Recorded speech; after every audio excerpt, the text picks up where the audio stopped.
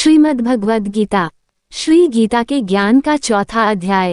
हे अर्जुन, संसार में है योग सदा प्रधान, योग नष्ट जब होत है प्रकट तब भगवन योग मुझे प्यारा अधिक योगी मेरे मीत, जिसको सुख दुख सम सदा तुलेघाम व शीत कुंती सुत योगी बनो तब होगा निस्तार मुक्त होत योगी सदा, जिसे न फल की आश उस योगी के टूटते हे पांडव सब पाश। मुझे याद है तुम भूल गए हो, जन्म से रहित अविनाशी संपूर्ण प्राणियों का स्वामी, अपनी प्रकृति में स्थित हूँ तथापि अपनी माया से जन्मता हूँ। हे भारत, जब जब धर्म की हानि होती है और अधर्म का प्राबल्य हो जाता है तब तभी मैं जन्म लेता हूँ। साधुओं की रक्षा, पापियों का नाश और धर्म की स्थापना करने के लिए प्रत्येक युग में जन्मता हूँ। जो मेरे इस अलौकिक जन्म और कर्म का तत्व जानता है वो मृत्यु होने पर फिर जन्म नहीं लेता और मुझमें लीन हो जाता है। इस भांति मोह भय और क्रोध को त्याग कर मुझमें भक्ति करके और मेरी शरणागति हो। बहुत से मनुष्य ज्ञान रूपी तप से पवित्र होकर मुझमें मिल गए हैं। जो जिस भाव से मेरा पूजन करता है उसको मैं उसी प्रकार का फल देता हूँ।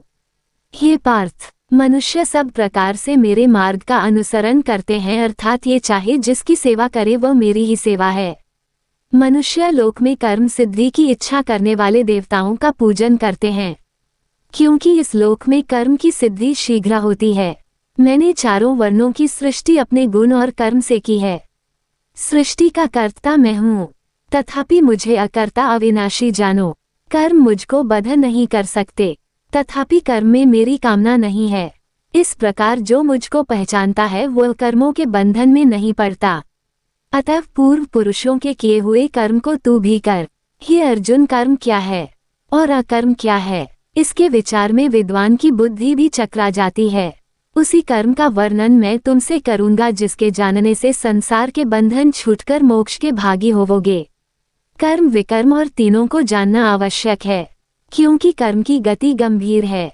हे अर्जुन, जिसके कर्म करने की कोई कामना नहीं रहती है और जिसके समस्त कर्म ज्ञान रूपी अग्नि से भस्म निर्मल हो गए हैं उसको पंडित कहते हैं। जो कर्म फल की आशा छोड़कर कर्म करता है और उनमें आसक्त भी नहीं रखता है और निराश्रय ही संतुष्ट रहता है, ऐसा मनुष्य कर्मों में घिरा रहने पर भी मानो कुछ नहीं करता है। दैवयोग से जो कुछ मिल जाए उसी पर संतुष्ट रहता है। जो हर्ष शोक आदि द्वंद्वों से मुक्त है तथा किसी से ईर्ष्या नहीं करता, कर्म की सिद्धि या असिद्धि में भेद नहीं समझता, वह कर्म करता हुआ भी उसमें नहीं।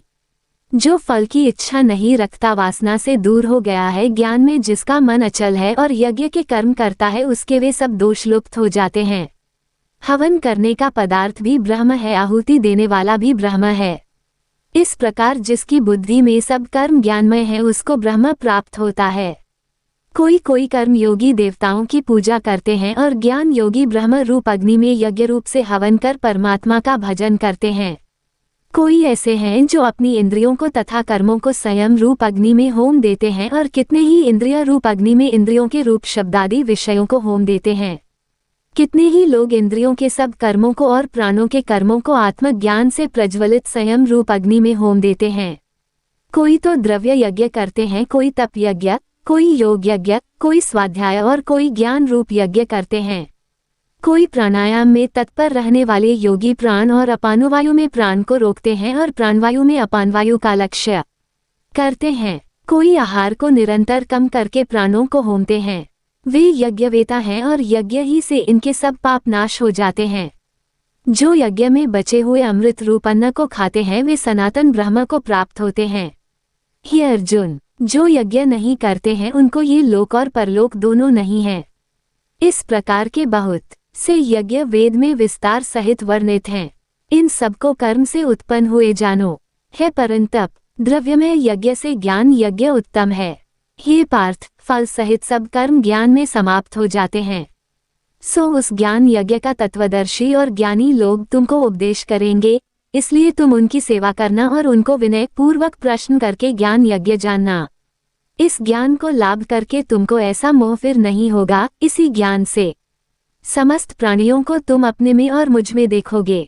यदि सब पापियों से भी अधिक पाप करने वाले हो तो भी ज्ञानरूपी नौक से ही सब पाप रूपी समुद्र को पार कर जाओगे। हे अर्जुन, जिस प्रकार प्रज्वलित अग्नि लकड़ी को जलाकर भस्म कर देती है, वैसे ही ज्ञान रूपी अग्नि सब कर्मों को भस्म कर डालती है। इस लोक में ज्ञान के समान पवित्र और कुछ नहीं है। यह व्रत बहुत काल पर्यंत कर्म योग से सिद्ध हुए पुरुषों को अपने आप ही प्राप्त होता है। जो श्रद्धावान पुरुष इंद्रियों को जीतकर ब्रह्म ज्ञान में लगा रहता है वह ज्ञान को प्राप्त करता है और ज्ञान को पाकर अल्प समय में ही शांति को पा जाता है। अज्ञानी, श्रद्धा रहित और जिनके मन में संदेह है, ऐसे जो पुरुष हैं वह नष्ट हो जाते हैं। जिनके मन में संदेह रहता है उनको ये लोक परलोक और सुख कुछ भी प्राप्त नहीं होता। जिसने परमेश्वर अधन और निष्काम कर्म योग के आश्रय से कर्म बंधन त्याग दिए हैं, हे अर्जुन, उस आत्मज्ञानी पुरुष को कर्म नहीं बांधते। अतः अज्ञान से उत्पन्न हुए चित्त के इस संशय को ज्ञानरूपी तलवार से काटकर मेरे बताए हुए कर्म योग को करने के लिए प्रस्तुत हो जाओ। इति सुपनिषदसु ब्रह्म विद्या योग शास्त्रे श्री कृष्ण अर्जुन संवादे भस्म संयम नाम चतुर्थों अध्याय। अथ चौथे अध्याय का महात्म्य। भगवान जी बोले, हे लक्ष्मी, जो पुरुष श्री गीता जी का पाठ करते हैं उनके स्पर्श मात्र से अधम देह छूटकर मुक्ति को प्राप्त होता है। लक्ष्मी जी ने पूछा, हे महाराज, श्री गीता जी के पाठ करने वाले के साथ छूकर कोई जीव भी मुक्त हुआ है?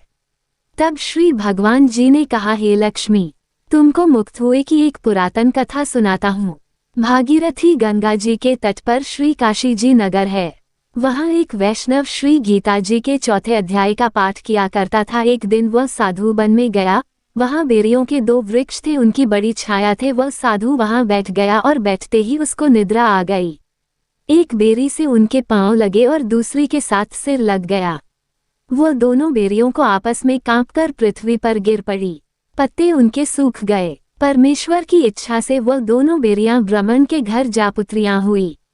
हे लक्ष्मी, बड़े उग्र पुण्यों के करने से मनुष्य देह मिलती है। फिर ब्राह्मण के घर जन्म लेकर उन दोनों लड़कियों ने तपस्या करनी आरंभ की।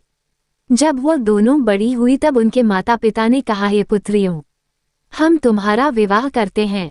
तब उनके माता पिता ने कहा, वह विवाह नहीं कराती। इनको अपने पिछले जन्म की खबर थी।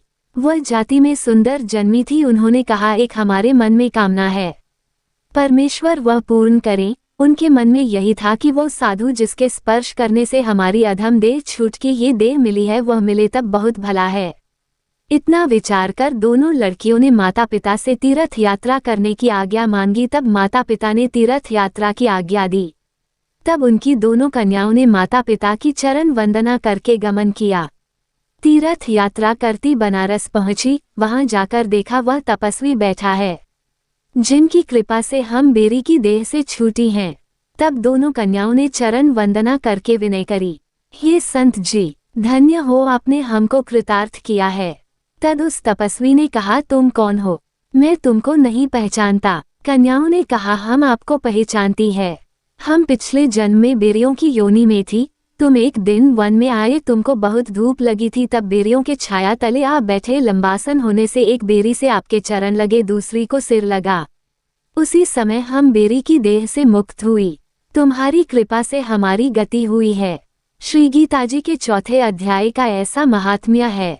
तब वो मन वचन कर्म से नित्य प्रतिपाठ करने लगी। तब श्री नारायण जी ने कहा, हे लक्ष्मी, यह चौथे अध्याय का महात्म्य है जो सुनाया है। जय श्री कृष्ण। राधे राधे।